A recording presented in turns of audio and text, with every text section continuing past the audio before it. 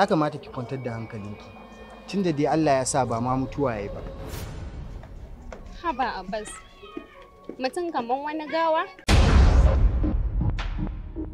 Da alamu cewa ya samu buguwa ne a can cikin kansa. Ba zai ƙara tuna komai ba da ya faru a baya.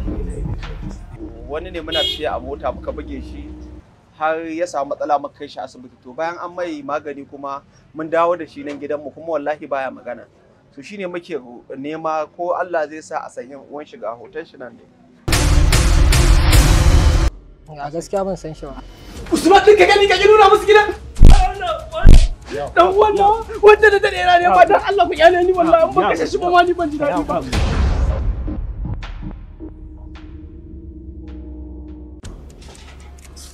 Allah kai ka san inda dan mu yake. Allah kai ka bashi ikon fita.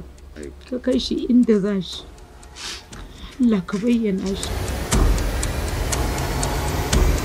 Ni fa tsakani da Allah barin ma uku. Kaga wannan bawan Allah ni fa ban yarda da zaman shi a gidan nan ba fa.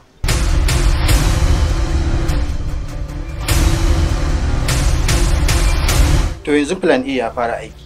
Plan B shine wanda za mu wulakanta ta daga ita har tsintaccen magen nan nata wato Usman. Alkur'an sai kin biya mu. Lokaci yayi da zan ci kaina da babbaka. Kawai kashe shi zai. Dar kenan. Kin san halina ban da kyau. Akan me za ka gaya min haka?